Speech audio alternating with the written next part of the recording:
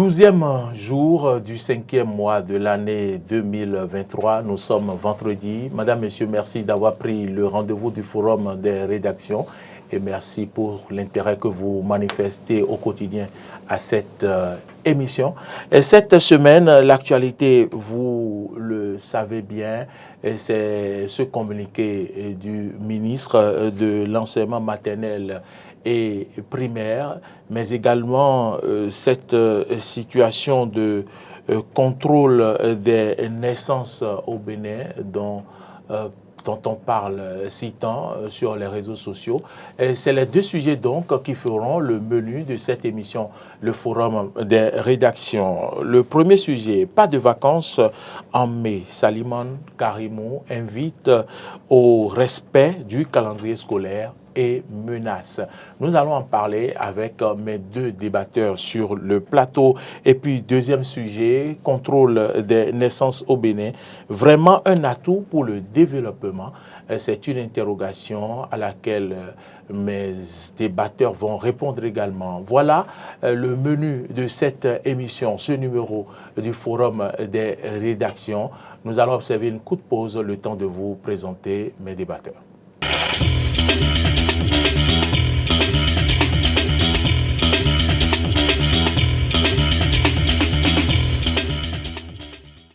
Je vais commencer par le plus habitué, pour ne pas dire le très habitué du Forum des rédactions. Il est à ma droite, Laurent Roland-Tonneikes. Bonsoir. Mori Yagua, bonsoir. Amis téléspectateurs d'Eden TV, amis internautes, bonsoir. Une fois encore, merci pour votre disponibilité. C'est moi. Vous êtes journaliste, vous êtes analyste politique. À ma gauche, lui, c'est sa toute première fois sur ce plateau dans les locaux de Eden TV et précisément sur le Forum des rédactions. Adam Huetenon, bonsoir ou bonjour. Bonjour Mori Agua, bonjour mon patron ou mon formateur par distance. Merci pour tout ce que vous faites ici. Ça fait plaisir de partager le plateau avec vous. Vous êtes promoteur du journal La Primeur d'ailleurs que nous relayons souvent ici dans l'émission matinale presque tous les jours quand il y a parution. Et puis vous êtes donc le promoteur de ce journal. Comment ça se porte donc La Primeur? La Primeur se porte très bien. Et comme vous le constatez, nous ne pouvons que vous remercier pour tout ce que vous faites par ici. Et ça prouve quand même qu'il y a du beau et du sérieux qui se passe ici. Et nous-mêmes, toutes les fois que vous nous accompagnez, nous pensons quand même que ça nous appelle encore à un défi du fait que les jeunes doivent quand même travailler davantage pour mériter la confiance des aînés. Ça prouve que la relève est en train d'être préparée. La Primeur est à votre école et va continuer par tenir le flambeau.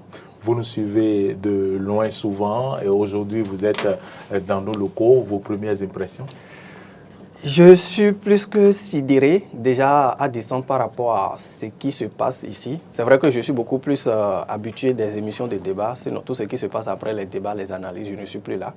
Mais je suis beaucoup plus sidéré par la qualité de vos invités, la qualité de ce qui se fait, de la présentation, de tout ce qu'on voit à distance. Et je viens de découvrir en live ou en direct ce que je voyais à distance à travers les écrans.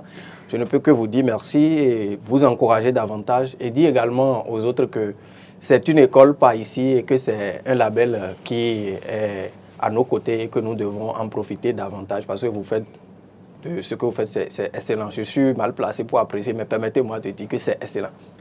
Adam Huetenon, vous nous avez jeté que de fleurs et merci également. Tout ce que nous faisons, nous le devons aux promoteurs qui nous ont donc offert cette occasion d'exercer le métier et sur cette chaîne, dans ce groupe de presse Eden TV et Diaspora FM. Merci d'être venu, surtout pour votre disponibilité. Merci. Nous allons tout de suite partir pour le premier sujet de ce débat, de ce forum des rédactions. Pas de vacances en mai. Salimane Karimou invite au respect du calendrier scolaire et menaces. Et je vais tout de suite vous accueillir, vous souhaiter donc le bienvenu dans nos studios en vous posant ma première question. Le 9 mai dernier, le ministre, dans un communiqué, a invité donc les promoteurs des écoles, des établissements privés, des écoles privées à ne pas donc renvoyer les enfants en vacances au mois de mai, qu'il va falloir respecter scrupuleusement le calendrier scolaire. Que vous inspire ce communiqué déjà? Merci beaucoup pour cette question. Je pense que c'est une promptitude de la part du gouvernement et moi j'ai été surpris par rapport à ce communiqué parce que j'ai été témoin d'une scène ou bien d'une situation et quelques minutes après je consulte mon portable, je vois que le ministre a sorti un communiqué, ce qui voudra dire que le gouvernement suit de près tout ce qui se passe dans chaque contrée, dans chaque secteur, précisément au niveau de l'éducation. Je ne vous apprends rien que depuis 2016, le gouvernement a mis du sérieux et qu'aujourd'hui, on ne fait plus totalement une différence entre une école privée et une école publique. C'est-à-dire quoi, le calendrier est respecté par tout le monde, il n'y a plus de grève, il n'y a plus d'élèves à la maison et tout le monde commence au même moment. Donc, si nous commençons au même moment et nous sommes dans une même république et dans un même pays et que le gouvernement ou bien l'État a le droit à l'instruction de ses citoyens, je pense qu'on ne doit pas faire deux poids, deux mesures. C'est à ce rôle que le gouvernement a joué en sortant ce communiqué, à ma lecture. Parce que selon la Constitution, c'est que tout enfant qui ayant vu le jour a quand même droit à l'instruction et l'éducation de qualité en plus. Et depuis 2016, on est habitué à ce système-là où on met un accent particulier sur tout ce qui se passe au niveau de nos écoles, au niveau des collèges. Et lorsque je parle, on revient à ce communiqué où on dit les enfants vont en vacances. C'est vrai, il y a déjà des écoles qui ont commencé par montrer les signaux ou bien les signes de ce que les enfants seront déjà en vacances à la fin de ce mois. Alors que selon le calendrier, ça va jusqu'en juin. Au 30 juin. D'accord? Donc, si déjà les gens vont en vacances au 30 juin, c'est-à-dire, comment on appelle, les cours que ceux-là doivent suivre pendant un mois, non 2 mois, parce qu'il y a mai, il y a juin. Pendant 2 mois, est-ce que ça dit que ces écoles ont déjà évacué le contenu, le programme de l'année ou bien de cette classe ou bien des disciplines? Qu'est-ce qui prouve véritablement, quel argument ils ont aujourd'hui pour prouver que cette décision qu'ils sont en train de prendre au niveau des écoles, ça n'a pas d'impact sur les apprenants? Est-ce que ce n'est pas une nouvelle forme d'habituer les enfants, les élèves ou bien des écoliers, des écoles privées à une nouvelle forme de grève? Parce qu'à défaut d'aller en grève formellement, on dit ok, allez vous reposer. Ce qui voudra dire aussi que ces enfants des écoles privées auront plus de vacances plus que les enfants qui ont fait l'école publique. Maintenant, dans ce contexte, comment pourrons-nous justifier cela? Alors qu'on sait que plus l'enfant reste à la maison, plus on oublie, plus il manque d'encadrement. Et c'est pour cela que l'État doit veiller, où les parents sont obligés parfois d'envoyer les enfants à l'école. Pendant cette période, comment les parents vont gérer les enfants? Parce que nous ne leur pas la face. Il y a des parents qui savent que lorsque le grand frère qui est au collège ou bien qui est à l'université est en vacances, il pourra encadrer les enfants qui sont au primaire ou bien au secondaire. Voilà que le grand frère continue les cours et qu'on renvoie déjà les enfants à la maison. Dans ce contexte, il y aura un déséquilibre. On va faire la promotion de la délinquance entre griffes sans le savoir parce que les enfants seront livrés à eux-mêmes dans les maisons et ne pourront rien faire parce qu'ils n'ont personne pour les encadrer. L'autre facteur, c'est que lorsque nous prenons notre société aujourd'hui et que les parents ne sont pas là pour encadrer les enfants et également les enseignants de ces écoles, est-ce qu'ils ont d'autres activités? Est-ce que les écoles qui renvoient les enseignants en vacances de sitôt, est-ce qu'ils ont peur d'assumer leurs responsabilités vis-à-vis de ces enseignants-là? Parce que ces enseignants qui sont dans ces écoles ont également des enfants, ils ont des droits et des devoirs vis-à-vis des enfants, ils ont également des responsabilités et c'est compte tenu de ce qu'ils sont en train de faire dans cette école qui pourront satisfaire les besoins vitaux. Maintenant, lorsqu'on les renvoie de sitôt en vacances, ça veut dire que ceux-là sont en train de perdre 5 mois de salaire dans l'année parce qu'ils ont 3 mois de vacances plus 2 mois qu'on complète ça. Ça veut dire que ceux-là travaillent dans l'année, ils ont un salaire de 7 mois dans l'année alors que l'année compte 12 mois. Ça veut dire qu'on crée un autre problème à vouloir régler un problème parce que l'État, en acceptant par décret en 2007 qui est les écoles privées, c'est que les écoles privées viennent en appui, viennent aider l'État dans un rôle régalien. Maintenant, lorsque vous venez aider quelqu'un, vous ne vous comportez pas contrairement à celui que vous voulez aider. Vous ne vous comportez pas contrairement à celui-là. C'est-à-dire que vous le mettez davantage en difficulté. Donc, dans ce sens, ça pose un véritable problème et les promoteurs d'écoles doivent revoir si ça ça agit sur l'économie de l'école. Il faut revoir et réajuster les choses pour que les enfants soient maintenus à l'école jusqu'à la fin du calendrier scolaire comme prévu et qu'ils ne mettent pas le gouvernement en difficulté. Et que le gouvernement aussi, on salue cette promptitude, mais autrement dit, vous êtes d'accord avec cette décision mais l'autre du chose, ministre? je suis d'accord avec cette décision du ministre, mais l'autre chose que le gouvernement doit faire, c'est d'essayer de trouver une formule d'appuyer également ces écoles, de les écouter. Pourquoi vous voulez renvoyer de sitôt nos enfants? On va y revenir. On va y revenir. Laurent Roland Tonnikes, quel problème le ministre de l'enseignement primaire, maternel et primaire veut régler en sortant ce communiqué? Je suis très heureux par rapport à sa chute. Par rapport à la chute de Adam. Oui, parce que le problème, quand on veut voir peut-être déjà le problème du côté des écoles privées seulement, non. Il faut voir le problème du côté des gouvernants. Il a dit que oui, ils sont venus aider le gouvernement, il ne doit pas s'opposer au gouvernement ou bien faire des choses contraires à la vision du gouvernement. Mais quand vous donnez des exercices à 2 de vos enfants et que l'un finit avant l'autre là, est-ce que vous empêchez l'autre qui a fini là, vite fini, d'aller se reposer? Ou bien vous lui dites, il doit cresser là, reprends les 6, reprends les 6. C'est ce que vous faites? Non. C'est parce qu'à un moment donné, il a manqué ou il manque parfois un sérieux dans le public. Il y a un effort qui est fait depuis 2016 pour qu'il y ait du sérieux dans le public, mais ce n'est pas encore ça. Allons, retournons à la base. On dit quand on tombe, il ne faut pas regarder là où on a ramassé sa marchandise, mais il faut voir là où on a trébuché. Pour dire quoi? Le même programme scolaire est soumis au public et au privé. Comment se fait-il que le privé finit le programme dans ce délai-là, pendant que dans le public, les gens sont encore à la traîne? Non, mais à ce jour, moi, je n'ai pas les statistiques. C'est pourquoi je mettais dans des écoles, l'exécution du programme. Nous n'avons pas aujourd'hui les statistiques de façon formelle. Même si nous allons parcourir 100 écoles privées, rien n'est sûr que toutes les écoles privées qui ont fermé. Non, laissez-moi aller, parce que vous n'étiez pas, je voulais laisser parler. Oui, allez-y. Dans certaines écoles, vous allez aujourd'hui, vous allez vous rendre compte que les programmes ont été terminés. Je ne dis pas toutes les écoles. Dans certaines écoles, il y a certaines écoles, les programmes sont terminés. Ils n'ont plus rien à faire avec les enfants. D'accord? Une école privée, c'est un système commercial.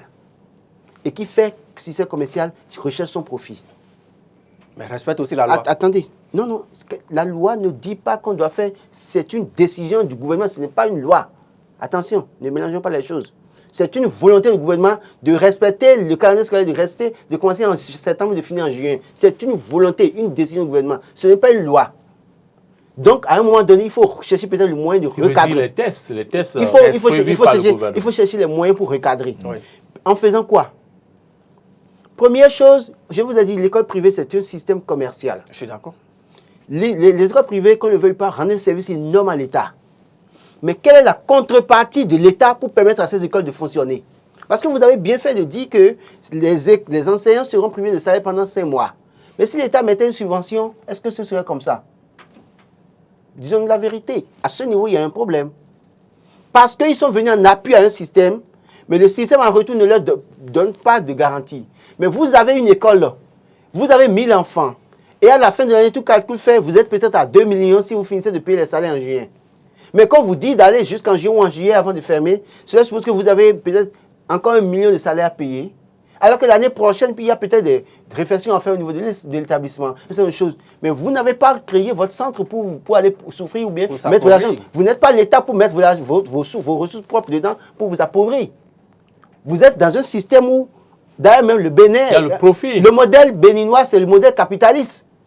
De quoi parlons-nous? Je pense sincèrement que oui, il faut recadrer. Je ne suis pas contre le fait qu'on recadre.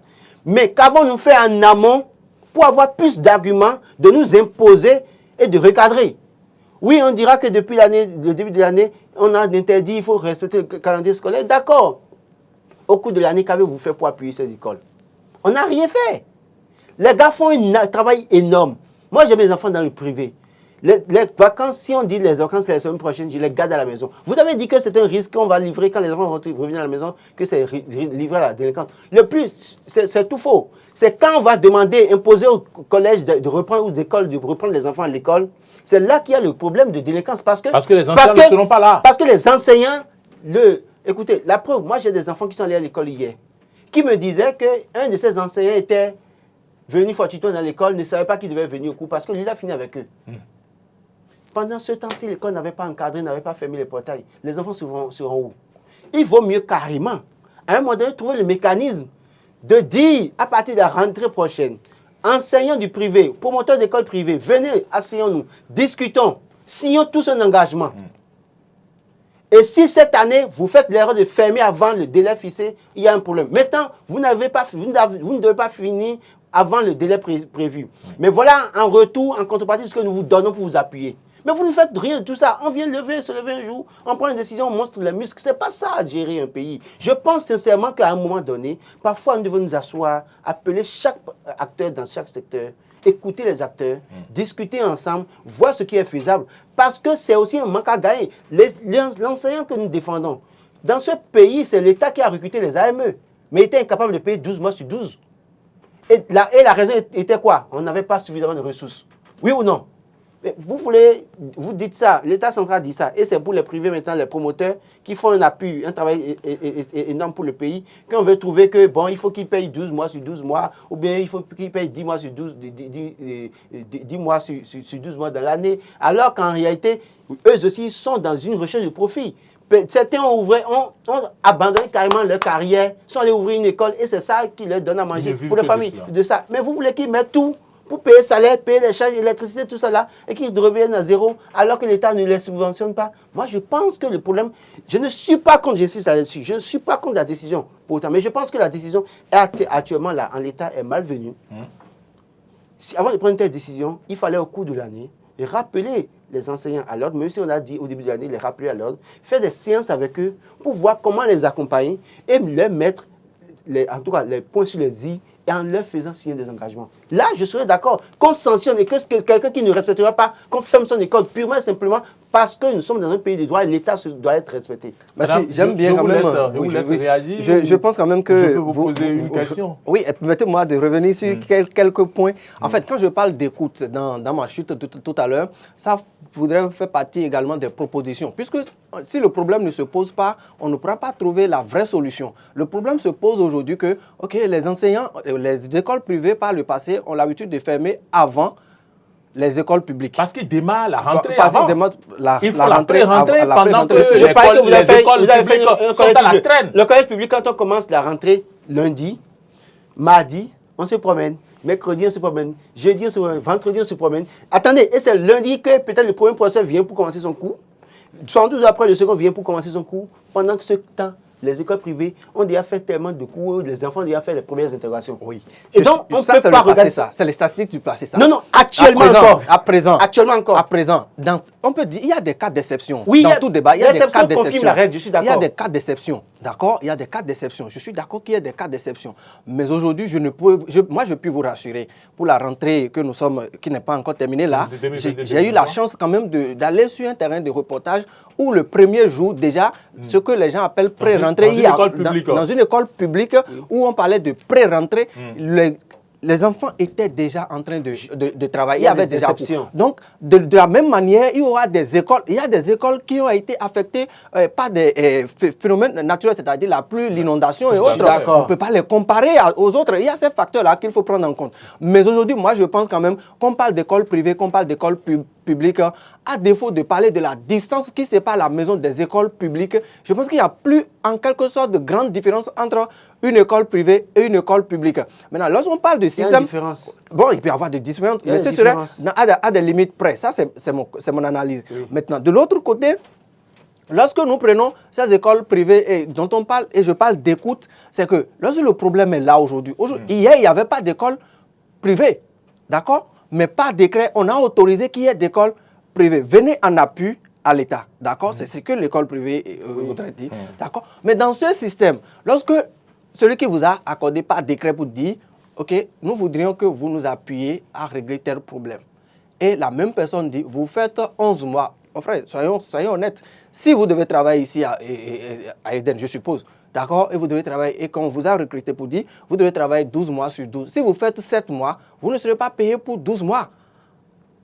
D'accord. Le décret a dit clairement ceci. Donc, est-ce que les promoteurs de ces écoles, entre-temps... Est-ce que c'est l'État qui paye les promoteurs d'écoles privées ou bien les attention, si on vous a autorisé à exploiter, ou bien en affairage, ou tout ce qu'on, si on vous est autorisé à exploiter une portion ou une marge de manœuvre. On ne donne pas de l'argent. Non, on ne leur donne pas de l'argent. Le fait de les autoriser à ouvrir une école, le jour, le leur permet déjà, vous avez dit tout à l'heure, de régler un problème. Ça leur permet de régler tout au moins un problème. Dans ce contexte, ils doivent se conformer aux règles, aux tests qui sont, parce que ce n'est pas un décret, on a autorisé, et c'est même pas, ceci peut devenir un décret également, pour que les écoles privées, comme les écoles publiques, ferment au même moment. Maintenant, on n'a aucune statistique qui prouve véritablement ce que vous avez dit tout à l'heure, que les écoles privées ou bien ces écoles privées ont déjà épuisé le contenu du programme. Même si nous avons des enfants dans les écoles privées. Et nous avons le programme de l'année. J'ai dit, on n'a pas les statistiques aujourd'hui. Justement, c'est une évidence, c'est pourquoi le ministre en parle. C'est parce que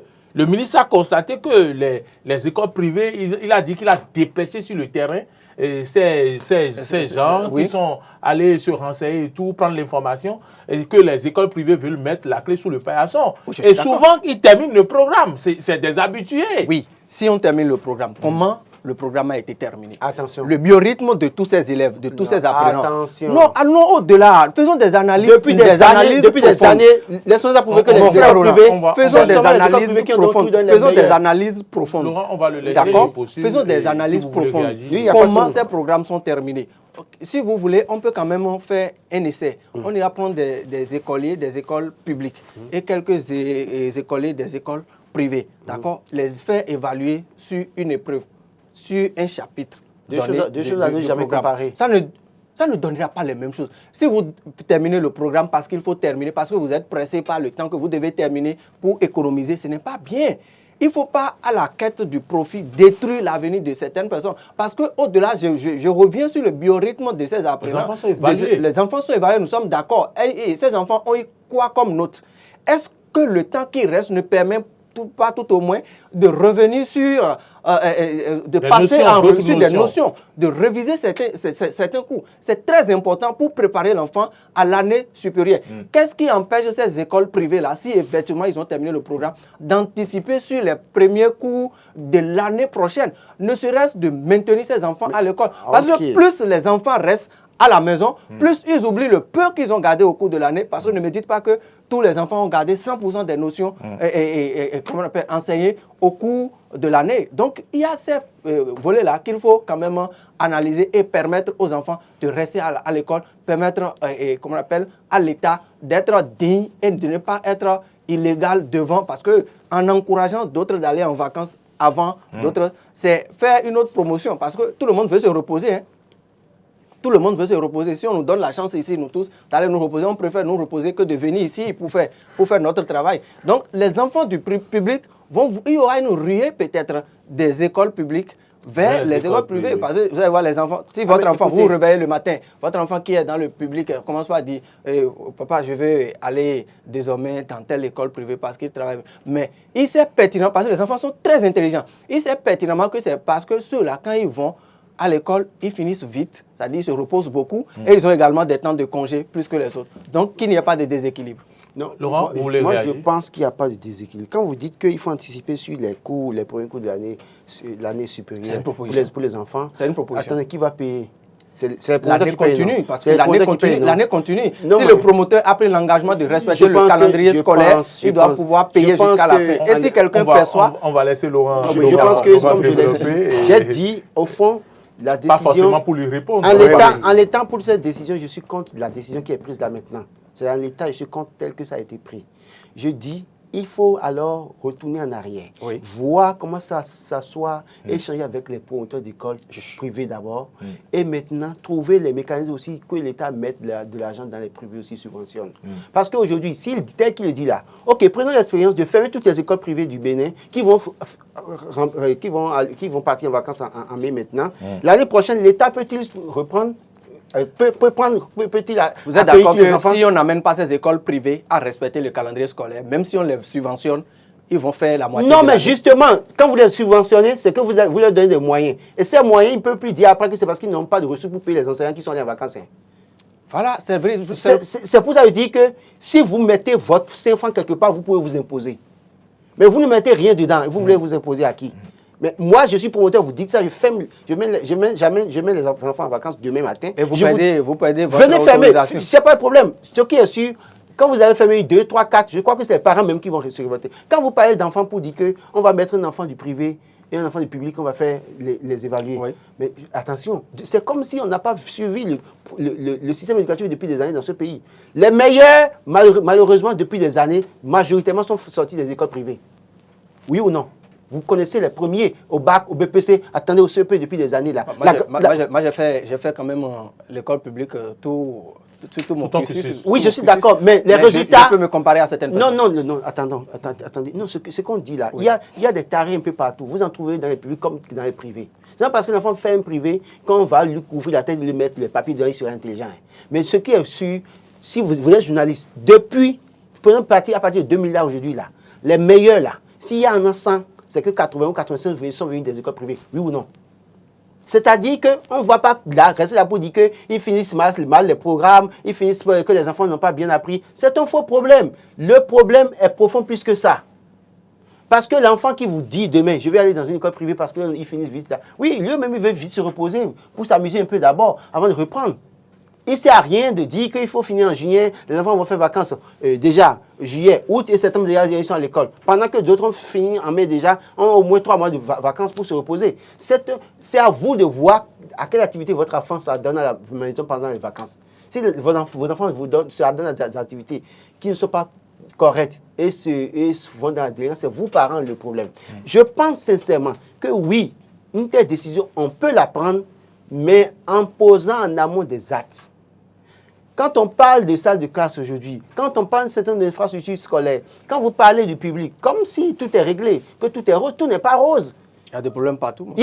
Écoutez, il y a des problèmes partout. Quel parent ne veut pas que ses enfants utilisent dans de bonnes conditions? C'est pour ça que certains sont en mesure de s'endetter pour les envoyer dans les privés. Quand je mets moi mes enfants dans le privé, c'est pas que c'est facile. Alors que vous-même, vous avez fait le public. Alors que moi, j'ai fait le public, c'est pas que c'est facile pour moi. Mais je me rends compte que les quelques ressources que je gagne, que ça est là. Si je les mets dans le public et je n'ai pas de suivi là-bas, avec la nonchalance du suivi du programme dans une certaine mesure, c'est que je risque de perdre tout ce que j'ai pu engloutir. Il vaut mieux que je les mette dans le privé pour être sûr que c'est concentré et que c'est bien suivi, et que s'il y a un problème, il peut aller interpeller. Dans une école publique, tes enfants se promènent, qui veut interpeller. Mes enfants dans leur école, si je constate qu'un enfant n'est pas allé à l'école, j'interpelle l'école d'abord. Quand mon enfant, le professeur doit venir à 10 h, quand le professeur ne vient pas à 10 h, est sorti, et le professeur n'est pas là, l'enfant est sorti, et que je constate que pendant ce temps, mon enfant n'était pas à l'école et que son professeur n'était pas là, j'interpelle l'école pour dire, mais c'est à vous d'informer les parents, ou bien de retenir mon enfant à l'école jusqu'à l'heure de sortie. Mais dans le public où parfois on sait les choses se sont corrigées d'ici là, depuis 2007. Il y a une amélioration. Osons dire la vérité. Mais pour autant, ça ne devrait pas amener le ministère à sortir les muscles sans pouvoir en amont aller au secours de ces promoteurs d'école d'abord. On va finir avec ce sujet. Je vais vous poser ma dernière question, monsieur Adam. Et la méthode utilisée par le ministre, peut-être qu'il aurait pu utiliser une autre méthode. Peut-être qu'il aurait pu contacter la fédération de ces écoles, ou je ne sais pas s'ils ont une fédération, les écoles primaires, et discuter avec les promoteurs avant de sortir un tel communiqué qui frise une menace en quelque sorte. Puisque Laurent parle de sortir les muscles, c'est une impression que plus d'un ont. Est-ce qu'il n'aurait pas pu voir un peu flexible la méthode utilisée? Et je pense que s'il y a des écoles qui n'ont pas fini le programme, qui vont en vacances, si ces écoles, puisque avant de prendre une décision, vous faites une enquête. Si vous voyez que des écoles n'ont pas fini le programme, ils sont allés en vacances avec les enfants, vous pouvez sanctionner ces écoles parce que vous avez des éléments de preuve qui vous permettent de prendre une décision. Mais les écoles qui ont fini le programme et dont les enfants, vous pouvez les évaluer, ils sont calés. Vous voulez faire quoi d'eux? Je pense que le contenu de la décision, dire que c'est venu trop tôt, bien c'est caduc. Je pense que c'est face à l'action. On n'est pas contre la décision, on ne juge pas la décision du ministre. Mais on disait, est-ce qu'il aurait pu utiliser peut-être une autre méthode de dialogue, sans même un communiqué dans l'opinion publique? Bon, le qui aurait été plus efficace. C'est parce qu'il y a eu communiqué que vous et moi nous sommes ici aujourd'hui et nous en parlons. C'est parce qu'il y a eu communiqué que les parents... Même s'il n'y a pas eu communiqué, on aurait été informé. Oui, mais pas des enquêtes. Et ça Oui. pourrait rester au niveau du journaliste. Ce ne serait pas sur la place publique. On ne saurait pas si le gouvernement, entre-temps, était informé. On ne saurait pas si le gouvernement a pris des dispositions dans ce sens. Vous savez, l'État a le droit, l'instruction est du droit de l'État, c'est-à-dire pour tout individu doit être instruit et c'est du rôle, c'est du ressort de l'État. Et face à l'action, il faut de la réaction. Et c'est ce que le ministre a fait. Je ne vous apprends rien pour vous dire que ce ministère ou bien ce département ministériel consomme beaucoup plus d'effectifs. Et quand on veut parler d'intellectuels ou bien de développement, tout part de la base. Le ministre de l'enseignement primaire à la base du développement du pays ou bien de la formation intellectuelle. Parce que c'est A, B, tout ça là. C'est à partir du primaire nous commençons. Et lorsque un enfant sort de là-bas avec la tête vide, il va traîner ça jusqu'à la fin de son cursus. Donc, il faut prendre des résolutions fermes. Nous ne pouvons pas dire aujourd'hui qu'il n'y a pas eu des discussions à l'interne, des échanges à l'interne et que des gens, il y a eu des récidivistes dans le lot. Les récidivistes dans le lot. On ne peut pas dire clairement qu'il n'y a pas eu. Ce qui est sûr, on sait quand même que le ministre a pris pas mal de décisions, des décisions qui ont été même contestées par des gens dès sa prise, mais à la fin, ils sont tombés d'accord sur l'application. Donc, c'est dans l'application, puisqu'il n'y a pas encore eu écoute, puisqu'il n'y a pas encore eu des mesures d'atténuation, d'accompagnement de ces écoles pour ce que nous proposons, c'est que il faut que dans l'application du contenu de ce communiqué, qu'on regarde l'enfant et qu'on regarde également la chicotte. C'est clair. Je crois que aussi, s'il y a des gens qui doivent normalement même déjà premièrement revendiquer que les enfants restent à l'école jusqu'en juillet, ça doit être les parents. Parce que je suis parent d'élèves et je suis quelque part, quand les enfants sont à la maison, c'est prouvé qu'ils mangent beaucoup plus que quand ils sont à l'école. C'est-à-dire qu'à l'école, vous leur donnez un peu d'argent, ils peuvent manger là-bas. Mais à la maison, le matin, ils mangent. À 8 h déjà ou 10 h, ils veulent manger quelque chose. À midi, ils veulent manger. Le soir, il y a le goûter. Tout ça, là, c'est des charges. Pour les parents. Non, attendez, oui, vous me rejoignez? Donc, non, je ne vous rejoins pas. C'est pour vous dire quoi? S'il y a même des gens qui devaient même réclamer que les enfants restent à l'école, ça devrait être même les parents d'ailleurs. C'est même pas un ministre même de se gêner pour sortir. Le ministre a joué son rôle, le gouvernement a joué son rôle. D'aller supplier le gouvernement. Les chefs d'État, mais pour autant, de garder les enfants. je continue de dire, c'est une question de calendrier à respecter, je suis d'accord, mais c'est une question de moyens aussi que les promoteurs mettent dans les écoles. Et donc, ils sont aussi à la recherche de leur profit. Si vous voulez montrer les muscles, si vous voulez vous montrer les muscles que vous imposez en disant de respecter le calendrier, sortez aussi les moyens subventionnés. Et là, quand ils auront les moyens pour peut-être payer 3-4 enseignants supplémentaires, vous pouvez leur dire, vous n'avez pas le droit de fermer, ils ne pourront pas fermer, et le peuple va vous soutenir. C'est ça, comme ça que ça se passe. Voilà, je vous remercie pour tout ce que vous avez apporté, pour éclairer la lanterne des téléspectateurs, mais aussi pour donner votre point de vue. Nous allons passer au deuxième sujet, Adam Huetenon, Laurent Tonneikes. Le deuxième sujet, c'est bien le contrôle des naissances au Bénin. Vraiment un atout pour le développement. On s'interroge lorsqu'on sait qu'au Conseil des ministres du 3 mai dernier, des décisions ont été prises pour que l'on aille en quelque sorte à une assise pour parler donc du contrôle des naissances. Et à la sortie donc du porte-parole du gouvernement, l'on a compris que sans véritablement le contrôle des naissances, on ne peut pas faire une planification afin de permettre un développement. Est-ce que vous êtes de cet avis, Laurent Tonneikes? Je ne suis pas de cet avis, je m'explique. Vous savez, ce qui se dit au niveau du Bénin, c'est un prolongement de ce que Macron est venu dire. Et malheureusement, des gouvernements, des chefs d'État africains ont repris le même discours que Emmanuel Macron, alors que les réalités sont tout autres. Je vais partir d'un point général d'abord avant de revenir au plan national. La France a une superficie de 551 695 km². Sa population, c'est 67 750 000 habitants. Le Niger a une superficie d'1 267 000 km² et sa population, c'est 25 250 000 habitants. La RDC, c'est 2 345 000 km² de superficie, 95 890 000 habitants. Le Mali, c'est 1 240 000 km², population 21 900 000 habitants. la Centrafrique, scandale géographique, géologique, pardon, en Afrique, c'est 623 000 km², sa population c'est 5,457 millions, et ça 457 000 habitants. Cela suppose que quoi? La Centrafrique, sa population est supérieure à la population de la France. Pourtant, la France Centrafrique, c'est encore 5 millions et la France est déjà 67 millions 750 000 habitants. Est-ce que c'est parce que la population, en fait, plus de population qui fait que les gens sont pauvres? Non. Il y a un problème de priorité, d'action à mener pour le développement plutôt que de penser que c'est la population. La France qui a 551 000 km², mais qui a une population de 67 millions là, la France a quelles ressources pour vivre?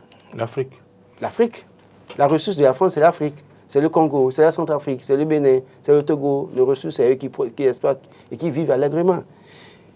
Si on fait une redistribution correcte de nos ressources en Afrique, est-ce qu'on a besoin de dire qu'il faut contrôler les naissances en Afrique pour le développement? C'est là que je me pose la question.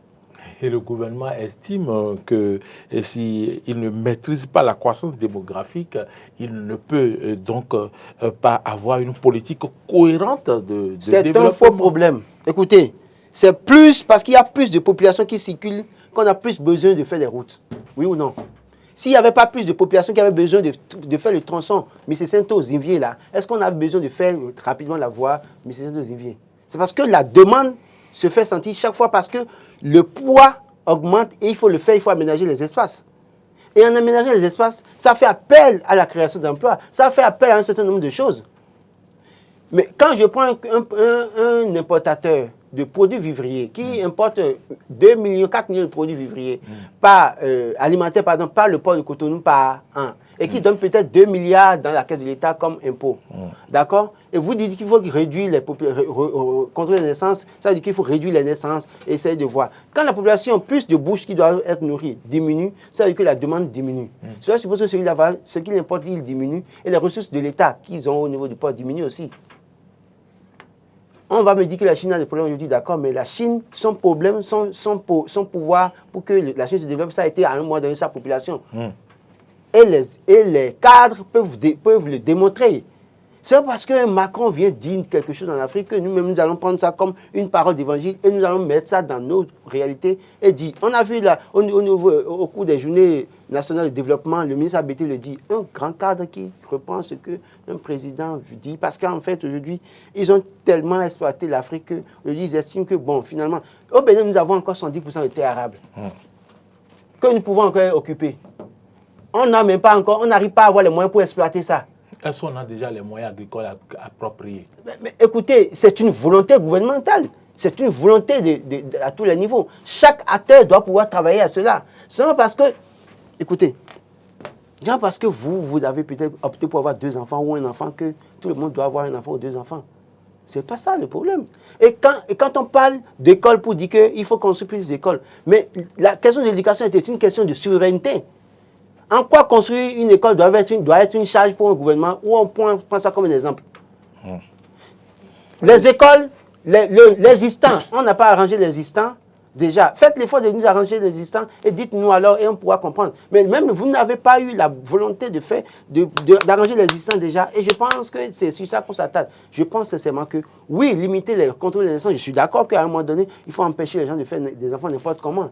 Mais ça ne saurait être un argument pour empêcher les gens de faire des enfants parce qu'on estime que oui, plus on fait des enfants, plus on n'a pas de ressources, plus les gens... Écoutez, les pays comme la Libye, là, quand les gens faisaient des enfants, là, Kadhafi n'avait pas l'argent pour tous les Libyens. Allez au niveau des États du Golfe, ils ne font pas des enfants, ils n'ont pas l'argent pour subvenir aux besoins de toutes les familles. Les gens, il y en a qui ont de l'argent, on me dira que oui, ils ont des ressources, d'accord, mais le Bénin ne manque pas de ressources aussi. Repensons nos politiques de développement. Repensons nos politiques de développement. Essayons d'investir, d'accompagner les producteurs locaux. Essayons de gérer de façon à ce que tout le monde se trouve sa part dans la République. Quand on va le faire, on n'a pas besoin de contrôler l'essence. Chacun trouvera pour son compte. Moi, c'est ce que je pense sur la question. Adam, après Laurent Rola-Torres-Kess, on sait que en répondant aux journalistes, Wilfried Léon Mbedi a déclaré, je cite, « Si nous sommes aujourd'hui en 2023, nous devons savoir, en maîtrisant la dynamique des populations en 2030 ou en 2050? Combien de centres de santé dans telle localité? Combien d'écoles il nous faut dans telle autre localité? Si on n'a aucune idée de ces réalisations, comment allons-nous poursuivre le développement? Est-ce que vous êtes de cet avis? Mais je pense que gouverner, c'est prévoir. D'accord? Et le gouvernement est dans ce rôle-là. Et je voudrais quand même dire que nous devons nous comparer au meilleur et non au mieux. D'accord. Nous devons nous comparer au meilleur et non au mieux. En fait, si nous sommes gouvernants, nous sommes dans un pays sérieux, il faut quand même prévoir ce que nous voulons faire dans 5 ans, dans 10 ans. Et lorsque nous sommes aussi humains, nous devons quand même prévoir ce que nous voulons faire demain, tout à l'heure, après-demain, 5 jours, 4 jours, semaines, mois et tout ce qui suit. Je pense que c'est dans cette dynamique que se trouve aujourd'hui le gouvernement. Nous prenons les exemples terre à terre puisque nous parlons de contrôle de naissance. La situation de Ménotin, la fois dernière, où 4 femmes ont été libérées après l'intervention du ministre des Affaires sociales. On suppose qu'on n'avait pas un ministère chargé des Affaires sociales. Ça veut dire que les femmes-là vont rester là pour toujours. Maintenant, c'est pour Ménotin seulement ça, comme des prisonniers. Parce que depuis mars, ils sont restés là jusqu'à présent 4 femmes. Je précise qu'on ne va pas utiliser cet argument-là pour justifier ce que c'est. Non, non, c'est mon argument. Je reviens sur ça. C'est mon premier argument terre à terre pour rester au pays. C'est pas un argument. C'est mon argument à moi pour rester au pays. Je ne suis pas encore allé loin. Permettez-moi de chuter. Oui, allez-y. Parmi les femmes, il y a une femme qui a déjà 8 enfants. D'accord? Qui a déjà 8 enfants. C'est pas son premier geste. C'est pas son premier geste. C'est pas son deuxième, c'est pas troisième geste. Celle-là, elle a 8 enfants et manque du minimum pour payer la facture pour sortir de l'hôpital. Les autres ont combien d'enfants? D'accord? J'ai dit, j'ai pris un exemple. Sur 4 là, on a une personne. Il fallait donner l'exemple des autres aussi. Pas forcément. Non, attention. On va suivre son raisonnement. Permettez-moi de chuter. Allez-y. On va se comprendre, c'est sûr. D'accord? 8 enfants. Quelqu'un qui est incapable aujourd'hui de payer la facture d'hôpital, imaginons l'état dans lequel se retrouvent les 7 autres enfants. Je suis d'accord. Ça, c'est l'exemple simple de Ménotin. Je suis d'accord. On va prendre l'exemple des hôpitaux de Ménotin, de tout ce qui entoure et environnant. Et on rentre dans Cotonou. Il y avait un cas à l'hôpital de Zone la semaine dernière aussi. Un cas seulement. Non, c'est ce qui a été dévoilé, rendu public. Je suis d'accord. Allez-y. Ce que des ONG ont aidé à sortir, on n'a pas communiqué dessus. Ce que des gens de bonne volonté ont appuyé, on n'a pas ces statistiques. Partant de là, je pense que le gouvernement a parfaitement raison de penser à ce qu'on puisse contrôler les naissances. Parce que d'ici 5 ans, 10 ans, 20 ans, où est-ce que nous en serions? C'est vrai qu'on dise aujourd'hui qu'on a des espaces non occupés, on a des richesses non exploitées, mais parallèlement à ça, même si on exploite aujourd'hui toutes ces richesses, est-ce qu'un travail se fait en amont pour qu'on n'en arrive pas à l'étape de la Chine ou du Canada aujourd'hui où la population est vieille? Parce que est-ce qu'aujourd'hui, qu'on appelle la Chine et autres, ne regrettent pas cette décision? Je suis sûr que les gouvernants de contrôler les naissances. Je pense qu'ils ont pris le temps d'examiner ce qui se passe de ces pays avant de s'aventurer sur ce terrain. Maintenant, lorsqu'on contrôle les naissances, il ne faut pas que ce soit perçu au premier sens du terme que, bon, le président Talon est encore venu nous dire de nous empêcher de faire des enfants. Non, nous ne devons pas percevoir sur ce point. Je ne l'ai pas perçu comme ça. On doit percevoir ça. On doit percevoir sur le plan que nous sommes dans un pays et que lorsqu'on demande au gouvernement de construire véritablement les hôpitaux ou bien de construire les écoles, le gouvernement doit prévoir que dans 10 ans, je dois construire tel nombre d'écoles parce qu'il y a eu tel nombre de naissances dans les hôpitaux. Et ceux-là, dans 10 ans, auront le CEP. Quand ils seront au niveau CEP, ça veut dire qu'ils ont le CEP, ils doivent aller au collège. Dans quel collège seront ceux-là? Dans quelles conditions ils vont étudier? Il faut construire tel nombre de salles de classe. Je crois que c'est véritablement là. Parce que quand nous demandons au gouvernement, aujourd'hui on va dire, il n'y a pas de telle salle de classe. Est-ce que le gouvernement, c'est par exemple, le porte-parole faisait sortir, ça c'est qui m'a surpris, quand on parle de 400 classes de 400 salles de classe dans un village ou bien dans un village. Alors, juste parce qu'en un an, il y a eu beaucoup de naissances. Je disais tantôt que le gouvernement doit quand même avoir idée des besoins disponibles pour pouvoir faire face, doit avoir idée des problèmes existants pour pouvoir faire face aux besoins. Sinon, on sera surpris partout. Parce que aujourd'hui, lorsqu'on parle de développement, on parle de tout ce qui va avec le développement économique ici. Une bonne croissance rime quand même avec la maîtrise de la démographie. Lorsque vous ne maîtrisez pas votre démographie, vous allez vouloir régler tous les problèmes, mais vous allez végéter dans la médiocrité. Vous ne serez jamais ce modèle dont vous aspirez. Donc, je pense que cette décision ou bien ce projet du gouvernement, il faut accompagner, il faut organiser une assise. Il faut accompagner le gouvernement à y arriver. Mais que le gouvernement aussi pense quand même à la mise en œuvre des décisions ou des recommandations qui seront issues de cette assise qui feront objet d'une loi, si je ne me trompe pas, qui feront objet d'une loi qui sera votée à l'Assemblée nationale. Et que nos parents ne se mettent pas tout de suite dans la tête que lorsqu'on dit on veut contrôler les naissances, ça ne voudrait pas dire que vous n'allez pas faire le nombre d'enfants que vous voulez, mais il faut que le nombre d'enfants que vous voulez faire soit, proportionnel à votre capacité financière pour permettre à l'État de jouer pleinement son rôle, de jouer sa partition dans tout ce qui est tout ce qu'on peut appeler besoin, accompagnement de l'enfant, parce que le gouvernement a le droit de suivre tout ce qui se passe sur son territoire et par ricochet. Lorsqu'on aspire au développement, il faut prendre de ces décisions et des décisions courageuses comme celle à quoi on a assisté depuis l'arrivée du président Patrice Talon à la tête de notre pays. Suprême, donc, je pense qu'il faut encourager, et lorsqu'on parle de cela, ne prenons pas les thèmes au premier sens. Il faut aller en profondeur. On ne veut pas empêcher les gens de procréer, mais il faut contrôler, il faut avoir une idée. On a déjà donné les exemples des gens qui sont dans les hôpitaux, qui n'arrivent pas à faire face à ça. C'est une partie, ça. Ceux qui ne sont pas instruits, n'ont jamais mis pied à l'école. Je pense qu'il faut finir avec ça et qu'on puisse aller plus loin. On entendait que ceux qui font plus d'enfants ne sont pas ceux qui ont beaucoup d'argent, c'est les plus pauvres. Et si je ne m'abuse, ce sont eux qui font beaucoup plus d'enfants. Est-ce qu'ils ont de revenus? Est-ce qu'ils pourront... Avant de revenir sur ce que Adam a dit, d'abord je vais vous dire, ceux qui ont l'argent, eux sont préoccupés par comment avoir l'argent, et ils n'ont pas le temps d'éduquer les enfants. Et la plupart parmi eux ne font pas beaucoup d'enfants d'ailleurs, parce qu'ils n'ont pas la tête à ça. Le pauvre n'a pas les ressources, et peut-être parfois n'a pas de télé chez lui, et quand il vient, il peut sauter sur sa femme. C'est sa télé. C'est sa télé, c'est sa distraction. D'accord, c'est pas bon de faire beaucoup d'enfants, je suis d'accord. Mais on ne saurait prendre des exemples isolés pour justifier. Attendez, on ne saurait prendre des exemples isolés pour justifier un fait. Il a donné l'exemple des dames qu'on a bloquées à Mélentin. Il a fait l'effort de dire qu'il y a une dame qui était à son 8e geste. Mais les 3 autres, j'aurais aimé qu'ils nous disent à quel niveau se trouvent ces 3 autres femmes. Ce n'est pas parce que quelqu'un se retrouve dans un centre de santé sans moyens qu'il n'a pas planifié cette naissance.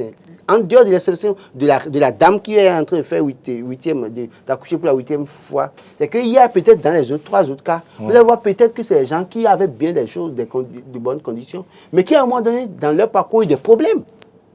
Ce n'est pas parce que quelqu'un se retrouve, quelqu'un qui fait un accident, qui se retrouve dans un hôpital, aux urgences, que personne n'assiste, c'est parce que ses parents n'ont pas planifié les naissances. Non, c'est pas ça, c'est pas le débat. On ne saurait prendre cet exemple pour justifier ce qui se passe. Je pense. Non, on ne saurait le faire. Parce que le faire, c'est alors mettre de côté tous les leviers sur lesquels on peut agir pour régler un problème. D'ailleurs, même au ministère des Affaires sociales, il y a un fonds national pour la solidarité nationale.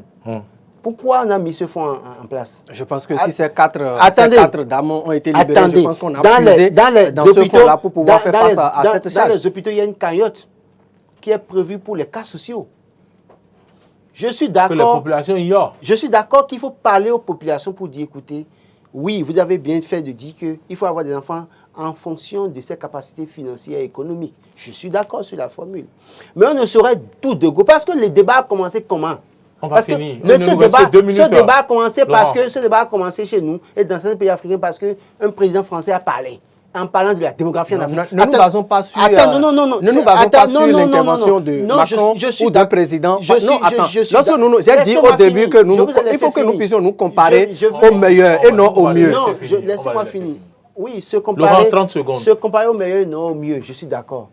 Mais le débat sur le contrôle des naissances, démographie en Afrique, a commencé par quelqu'un qui est venu, un président français qui se promenait, qui a parlé. Pas que le gouvernement n'a pas planifié, peut-être que c'est tombé à un moment. Ce qui est malheureux, c'est que tous les chefs d'État pratiquement en Afrique ont repris ça.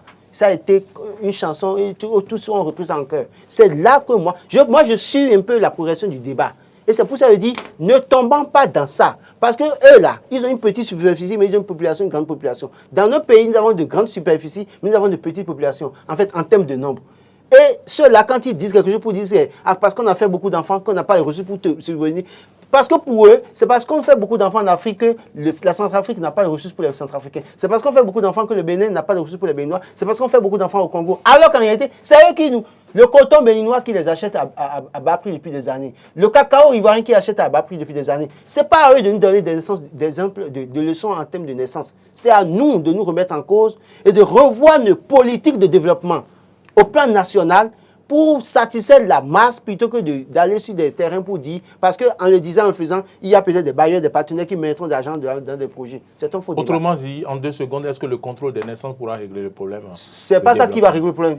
Même si vous contrôlez les naissances, que vous, le politicien qui vient au pouvoir, n'a pas la bonne volonté de travailler pour le bien de la population, il ne le fera pas. Merci Laurent Roland Tonekes. Adam, est-ce que il faut une volonté du chef de l'État, une volonté du gouvernement qui a envie de bien faire plutôt que de dire que c'est contrôler les naissances. On va beau contrôler les naissances, si le pouvoir ne veut pas faire quelque chose, ils ne le feront pas et rien ne va se passer. Laurent, est-ce que vous avez fini? J'ai fini. Merci, je pense Laurent. que nous sommes quand même avec Adam, vous avez juste 20 secondes pour répondre à ma question. Est-ce que le contrôle de naissance pourra donc régler les problèmes de développement? Le contrôle ou du moins pourra aider au développement. Va aider au développement.